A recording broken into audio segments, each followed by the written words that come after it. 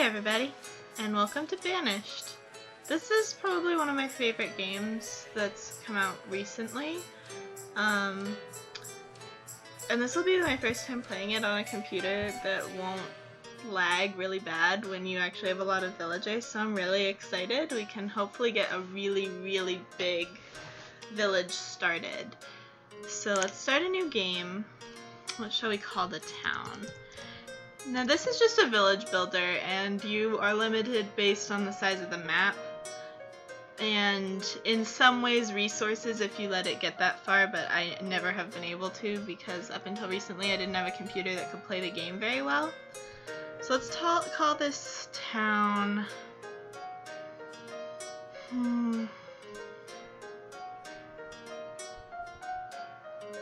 Let's just call it the Purple Pegasus. So map seed is fine, you know, kind of random map.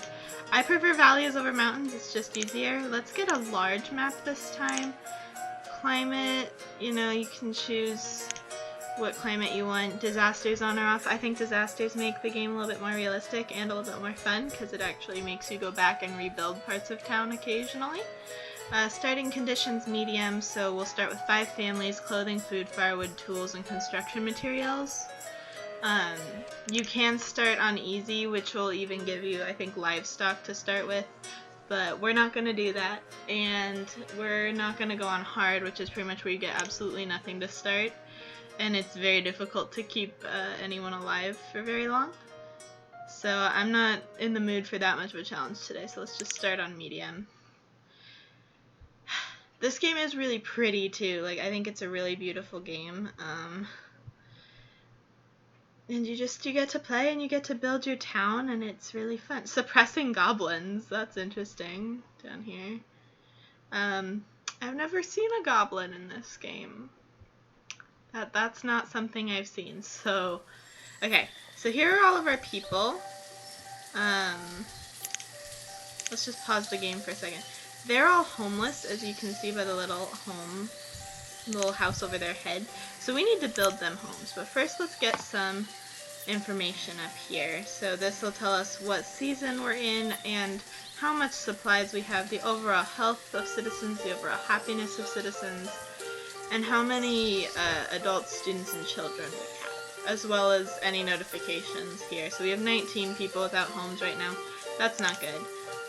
I like to have an event log up as well, just to let you kind of know what's going on, what's happening in your community. And then a job assignment is always good too, so I put that there. And you can choose whether or not you want to have a map of the area.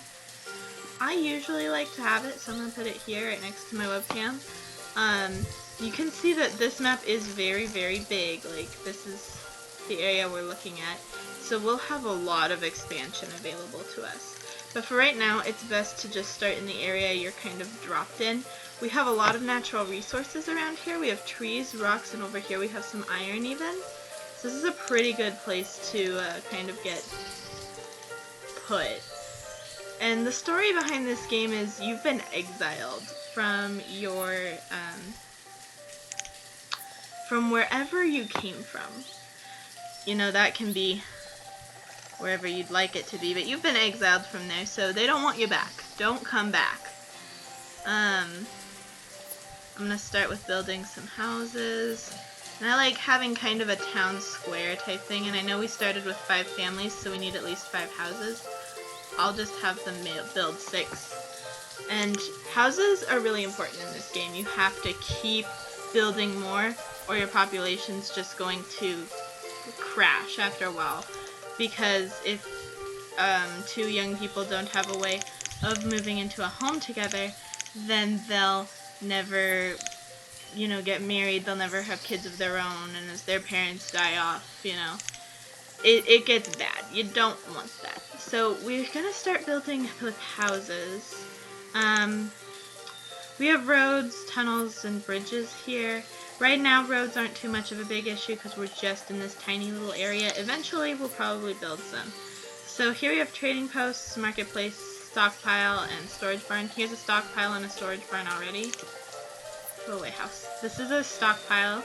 So it's pretty full. We'll probably need to allocate more stockpile room soon. And here's our storage barn, which is where we store stuff like coats, food, tools, all of that. That's all very important stuff. So then we have services, so a well is always a good idea to have. I'm going to put one here because it's very central, so if there's a fire, hopefully we can put it out. A schoolhouse is always a good thing to have, but I'm going to skip that for just a little bit. If you don't have a schoolhouse, children go straight from being children to adults at the age of 10. If you do have a schoolhouse, then they don't become an adult until the age of 18. But they will perform whatever you assign them their job to be better if they're educated. A town hall requires an awful lot of resources, as you can see down by my mouse. It shows you how much resources you need. But once you have a town hall, nomads can come into your village and request citizenship. A church just increases happiness, but requires a lot of resources we don't have right now. And a cemetery is just a good thing to have, but again, you know, it's a little too early to have those things. Here's more what we're going to be interested in. Crop fields, orchards, pastures. Well, not pastures yet. We don't have any livestock. But a fishing dock, a hunting cabin, and a gatherer's hut. That's how we're going to get food. And then we have our services, our woodcutter, our forester, our herbalist, our blacksmith, tailor, a tavern, which isn't necessary, but again is a happiness thing. And then you have mines and quarries, which are where you can work, but they're pretty dangerous places to work in. And we also just have this allows us to clear off resources. So I'm actually going to build a farm right here, and when I tell it how big to make the farm, which I think 15 by 15, yeah, is the largest you're allowed to make a crop field, so let's make a pretty large crop field to start. They'll clear out these trees automatically, but if you just want to clear out trees or rocks or iron just to collect the resource without building anything, you do that here. So we are going to need a woodcutter. That's always a really important thing to start with. They are what make firewood, and that will get us through the cold winter. So let's get a woodcutter too, and that's plenty, I think, to get them started on building. Actually, this is a pretty dinky river. Okay, so here we go. But it connects up to this much larger river almost immediately. That's really nice. So let's get a fisherman's dock going, and then they'll be able to fish. And this will also make trading really easy. We can build a trading post here when we're ready, but I don't think we're quite ready for that yet. So let's get back to it, and let's speed this up. It's currently raining. But that doesn't seem to bother them too much. I'm pretty sure they do get cool faster in the rain, like if they don't have a good coat. And right now we're all on just regular hide coats, but you can get warmer coats when you have wool and stuff. Alright, so they've built 4 of the houses, so most people now have homes, and they are taking stuff from the storage barn and bringing like food and whatnot into their homes so that they have stuff to eat, and they'll take firewood too. Okay, all of our homes have now been built. This one has no firewood, that's what the snowflake means. But we're also clearing up this patch of land. Okay, so we need stone. Are we out? We're out of stone. Yeah, we're out of stone. That's why we haven't built the tailor. Okay, so luckily there's a fair amount of stone right here in our little area right now. A quarry allows you to mine for stone. So let's just collect all that stone, because then we can actually get our woodcutter up. And then we have 2 types of seeds that have been granted to us at the beginning. We have potato and we have bean. So let's make this crop field potato. And we then need to assign farmers. And at the beginning, there's always kind of an interesting, like, who does what type of thing, because you don't have enough people to do everything. And that's unfortunate, because you kind of do need everything. But we already have 1 child that has become an adult, which is great. So they have entered the workforce. They're either working as a builder or a farmer right now, because that's all that we have available. But our woodcutter is being built, so we'll soon have a woodcutter position available. Yeah, we do, just now. And we don't need nearly as many builders now because more of our projects have been finished. So let's assign one to the farming job and one to the woodcutter job. Now you can only have one woodcutter in each kind of woodcutter's area, so eventually we'll need more because that job is extremely important. And now people are going to build the fishing dock. And that will allow us to get fish to eat. But yeah, I can see now that the easiest way to expand will be to expand north. Because there's a mountain here, there's a mountain here, and there's a mountain here right to our west. Oh wow, we've got more people becoming adults. So maybe it would be a good idea just to like really get that school going. But yeah, the easiest way to expand will be north. I'd like to get a hunter's cabin up, but I'm not quite sure where would be the best place to do it. Maybe over here, honestly, across the river might be the best place to put it. But that does mean that they have a long walk back to bring the food. So, I mean, again, over here could work, but I'm not sure it would work as well because there's that huge mountain that's a little bit smaller of an area. Oh good, our farm has already started producing potatoes. I do like how quickly farms kind of get up and running in this game. Let's get another fisherman going.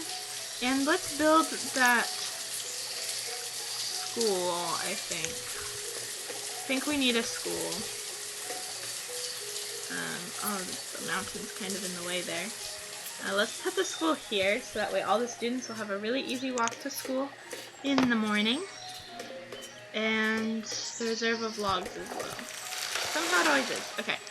No, I didn't want to click on the wood carousel. So we can have a fuel limit. So right now our fuel limit, or our firewood limit, is 200. And that's a pretty good limit considering that we're so small. But eventually we'll need more than that because 200 will just disappear before your very eyes. And we also need to remember to continuously be building more houses. Because otherwise we will be out of luck. And we're also going to need a forester, so I'm wondering if we should honestly just build that stuff up here. But that's also going to be the best place for us to expand in terms of where we're going to put homes. I don't know, that's a tough one. Okay. This is a pretty good place for a forester's lodge, honestly, so I'm gonna put stuff up here. Not a woodcutter, a forester's lodge. So they're gonna harvest logs for us. But we do kind of need to see how it has like a circle. That's where they're gonna be planting and cutting down trees. So it's best not to have too much other stuff there. I usually will put a forester's lodge, a hunting cabin, because they also have a radius that's similar, and they're just gonna hunt deer, and deer usually like, you know, wooded areas, right? Logically that makes sense to me. So I'll put a hunting cabin, and I'll put a gatherer's hut over here. All for the same reason, and that they kind of need to be separate from everything else, just to kind of help them work efficiently. But right now we need a lot of builders and we don't have nearly enough of them because we actually do have people in other jobs now. We have farmers, they're going to collect the potatoes that'll hopefully keep us fed through the winter, or at least mostly fed, because our fishing dock and our hunting cabin will continue to operate during the winter, but farms, obviously you can't grow any produce during the winter. So farms are usually the best way to stockpile food, but fishing docks and hunting cabins can kind of augment that when you need extra food during the winter. So our reserve of log is low and our reserve of stone is low. We can just collect stone. We can collect logs too. At the beginning of the game, it's difficult to get a good quarry or a good mine set up for iron or for stone. I'm just gonna have them remove all of these resources over here. And eventually we'll probably remove all these trees too for other stuff that needs doing. I do think we want a second farm, but we'll probably wait until next early spring for that. Because that's when they'll start planting. If they start planting now, they won't get very much before the winter comes, and it would also split up the farmers in terms of labor. They're just deer, like in the middle of our city. Hunters should just come and nab them. Okay. We actually have a schoolhouse, so students won't go to school if there's no teacher. So I have now assigned a teacher. If the teacher dies, unfortunately, and there's no other school for students to go into or no one available to immediately replace the teacher, all the students will go into adulthood, and they'll be uneducated adults. So it can be a little iffy at the beginning because we usually don't have laborers to spare. If you have people just as laborers and someone dies, a laborer will automatically replace them. Oh god, it's late autumn and we're already having our first snow. That's not good. Our potatoes haven't been fully harvested yet. Our farmers better get on that or else we'll lose part of the harvest. Okay, so we want to have 16 builders right now and we don't. We've got 4. So things aren't going to get built particularly quickly, especially because it's now cold. So people will be returning to their houses to warm up more often. And we don't have roads built yet, so they walk kind of slow. But we just don't have enough stone to build stone roads. And building dirt roads barely increases their travel, or barely decreases their travel time, increases their travel speed. So I usually find that those ones aren't worth it. I do wish we'd built the homes first. But apparently we're working on these first? I'm not really sure. Oh, we're out of logs. So we're not working on anything. Oh, we're gathering up stuff. Okay. Yeah, let's just get all the trees in this area because we need a lot of wood and we don't have any right now. And we're eventually going to clear all this out for houses and stuff anyway. So let's just do that now and not wait on it. Okay. A child named Candy was born. So there we go. Now that we have some materials, things are getting built, starting with houses. And like I said, you really need to keep building houses almost constantly in this game. Because, yeah, see, 2 people immediately moved in. Granted, most people wouldn't consider these guys adults. They're 10 and 12. This one's actually a student. She was obviously around when the school was built, but this guy had already officially aged up into an adult by the time the school was built, I guess. And it doesn't take a year for them to age 1. Like, we have years, we're in winter of year 1 right now. The aging for them is not that slow. Alright, so we just have a builder living here by himself. So obviously, these 2 houses will probably be unoccupied when they're built. But that's fine, because that means just whenever people are ready to move in, they will. Oh god, I didn't mean to follow you. No. No. So that fisherman's bringing stuff to the storage barn, which is 12% full right now, so we don't need to worry about that. But yeah, I have it set to clear off all these trees, so the builders are going to do that. And then as they have the resources necessary, we have 41 stone and 71 iron, so that's probably fine for everything we're building. They'll build everything else that we've asked them to. We're at the really fun waiting part of the game. At the beginning it is a little slow. It'll pick up quite a bit when we actually have a lot of people available for work. Oh, our houses moved back. Oops. I usually try to keep things symmetrical and I've already failed. Oh well. So, yeah, this house is completely unoccupied. This house probably will be as well. Our reserve of food is low. Oh dear, I haven't been checking food. We have 291 stored food. But it is early spring! We have made it through the winter. So let's get that other farm that we wanted started. Because we do have that other seed, that other type of seed, so we can grow another crop.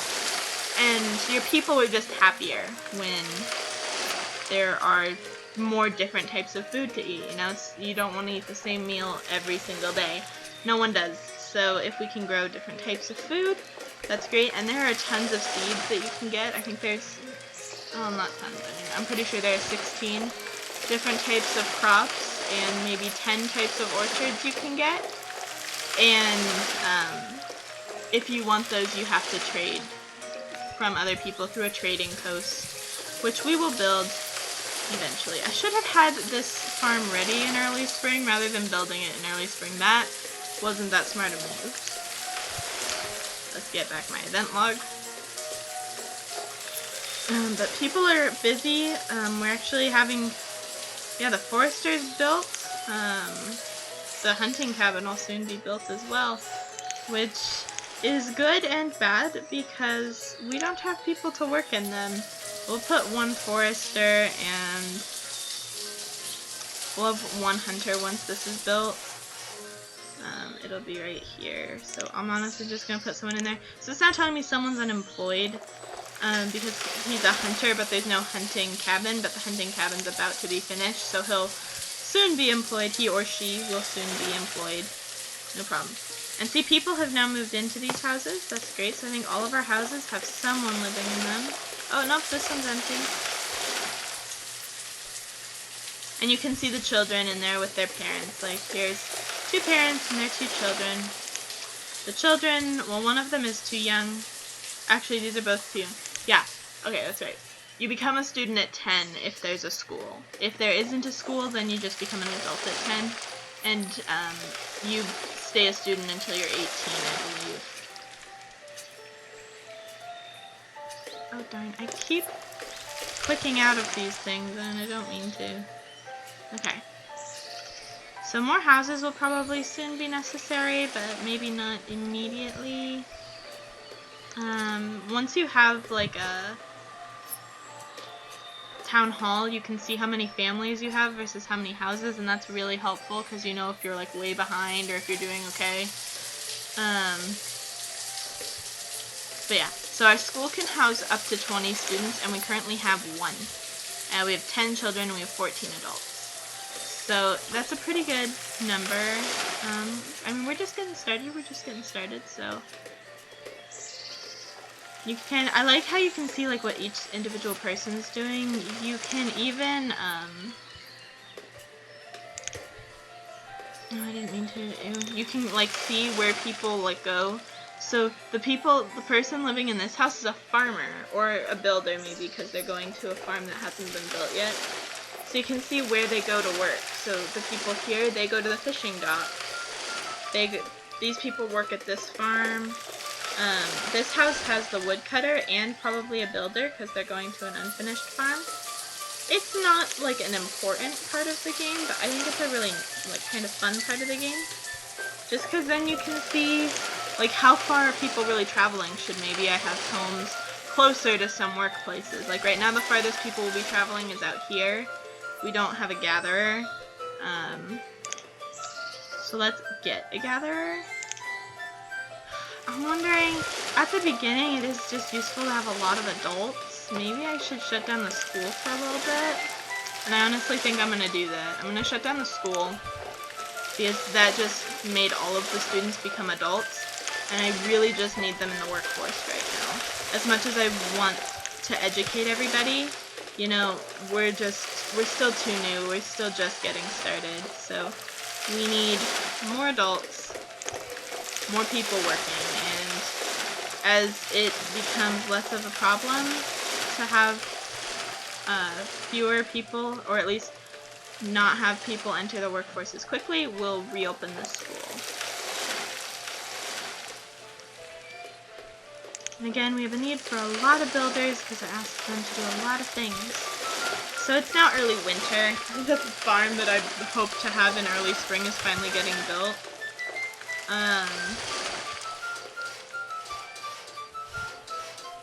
But we'll get that for the next season. We'll get that for the next year. So it's already winter of year 2. So this one will be beans. But notice we now need even more farmers. And we don't have more, so they'll split up the labor between the 2 farms. That's okay for now.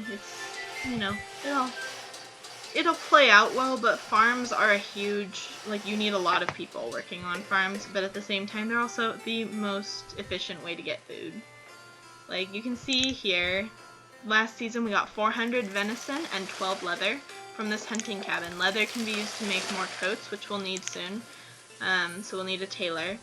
So this is how many logs they bring in. A forester lodge does take a very long time to really be productive, so it's only 17 logs right now. It will go up. Gatherers' huts collect mushrooms, roots, berries, and onions. Those are all foods. You can eat them. So those are all very helpful. Like I said, I do think we're going to need a tailor soon, because tailor makes our coats, and we have leather coming in from the hunting lodge, so hopefully we'll be able to make more coats, because right now we only have one coat in stockpile, and that's really dangerous. People can freeze to death, just as they can starve to death. They can also die in work-related accidents, so, you know, depending on what job they're in, you're more likely to die in a work-related accident. So if you're in a mine or you're in the quarry, those are the most dangerous ones. So high probability of death, unfortunately, in those careers. But if you're on a farm, you're much less likely to die. Hunting cabin, forester's lodge, those ones, they have a kind of medium danger. People in the forester's lodge, unfortunately, sometimes get crushed by trees that fall on them. But yeah. So this is Banished, and I think this is a good place to end the first episode. So if you liked it, stay tuned for more. As always, I'm the Purple Pegasus, and I'll see you in the next one. Bye-bye!